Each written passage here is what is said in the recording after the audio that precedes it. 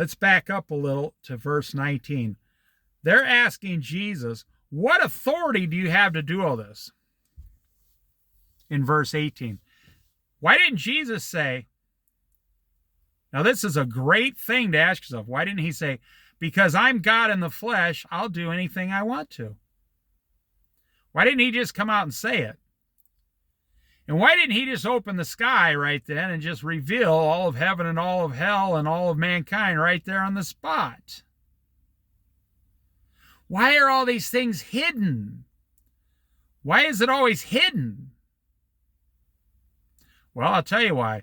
Because of one little word called faith.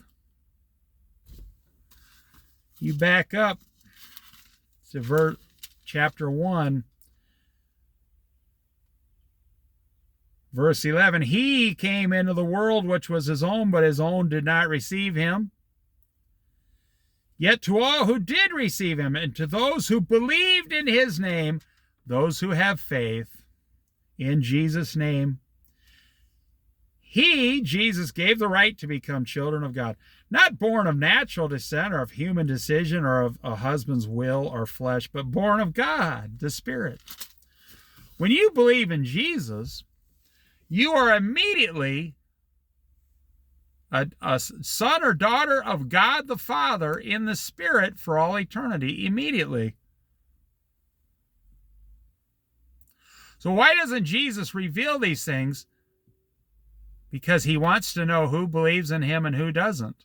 And if you really analyze this, and I've been analyzing this for close to 50 years, if you analyze this, there's only one way to know if someone believes in you. You don't tell them. You don't even really show them much. You don't give them much.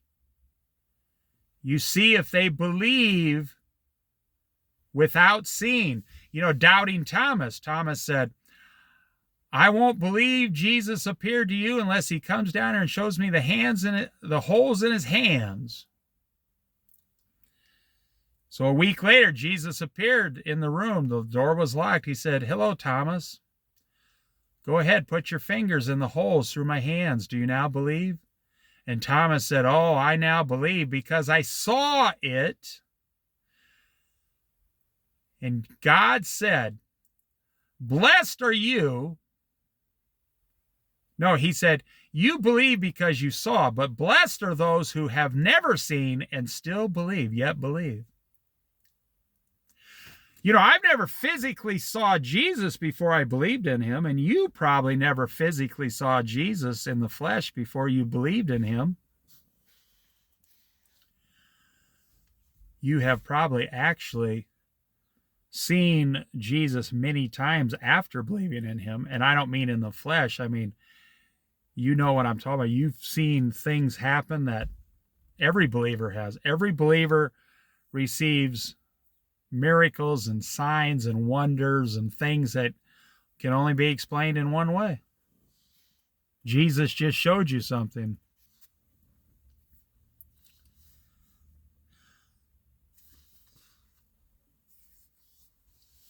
So if you were God, how would you want people to believe in your only begotten Son? Now, do you know 75% of the world believes there is a God of some kind? But only 25% of the world believes in the Christian God. So they say, well, what's the difference? Believing in God is God. No, it's not. Now, it could be true everybody believes there is a God, one God. Okay, you're all 75% correct. So what's the point of Jesus? Well, first of all, if you believe in God, you have to believe what God said. This, Jesus, is my only begotten Son. Believe upon him and you shall be saved. Well, wait a minute. So God made a rule, just like do not have false gods, do not murder, do not commit adultery, honor your father and mother. You follow those and you believe them. So why would you not believe? Why would you not believe that the only way to get to heaven is the only way God said to get to heaven, through Jesus Christ? because the devil comes along. And frankly, just my experience over the last being a Christian for 52 years, and I'm not bragging, it probably took me 52 years just to get my head on straight. Maybe that's why I became a Christian much sooner, so I wouldn't turn into something else. I mean, I know I'm a sinner like everybody else.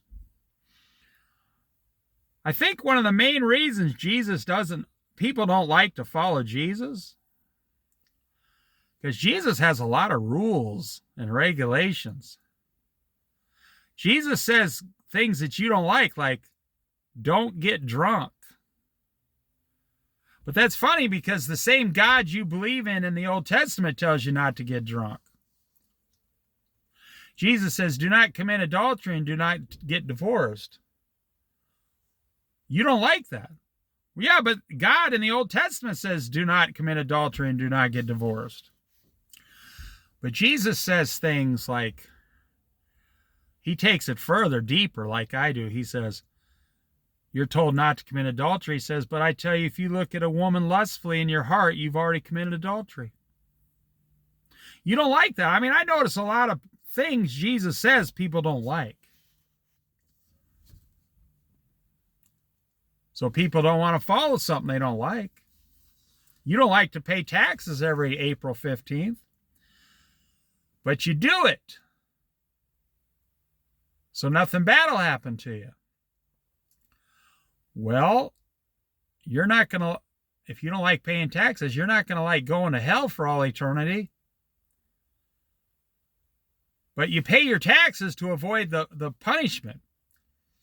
But you don't follow Jesus to avoid hell.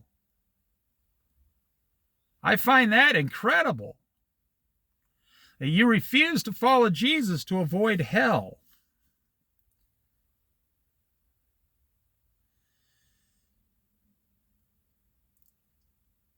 Now, while he was in Jerusalem at the Passover festival, many people saw the signs he was performing and believed in his name.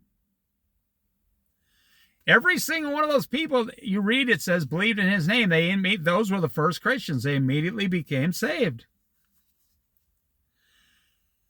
But Jesus would not entrust himself to them, for he knew all people. See, he knew all people were sinners, you see.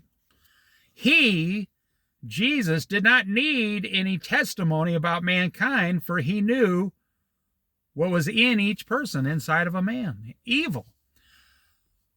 Jesus doesn't need a man to justify him. Jesus created man and woman through himself. Jesus said, after it was all created and after they fell in the Garden of Eden, says, we must now close up the Garden of Eden, basically, I'm paraphrasing, and not allow them to eat from the tree of life, or they will live forever and they will commit evil forever. And one thing you're forgetting, there's two things you're forgetting about this world, and chapter 2 is done about your Christianity. Sin and punishment. If your child sins against you, the parent, you're going to punish them. At least I hope you will, otherwise it'll ruin them. If your child's going to put his hand on a hot stove, you're going to punish them so they don't.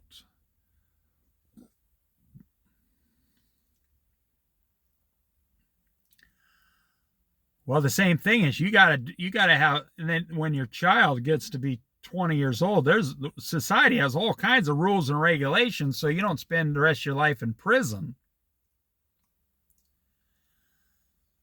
So why are you surprised that God has rules and regulations for your own well-being and for punishment for sin? You see, you're forgetting we are sinners,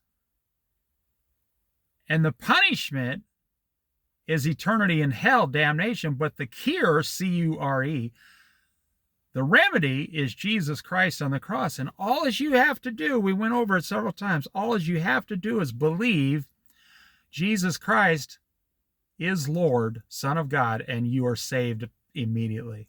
That's all you got to do. And 75% of the world do not believe in that God, the God of Jesus. Oh no, they refuse completely.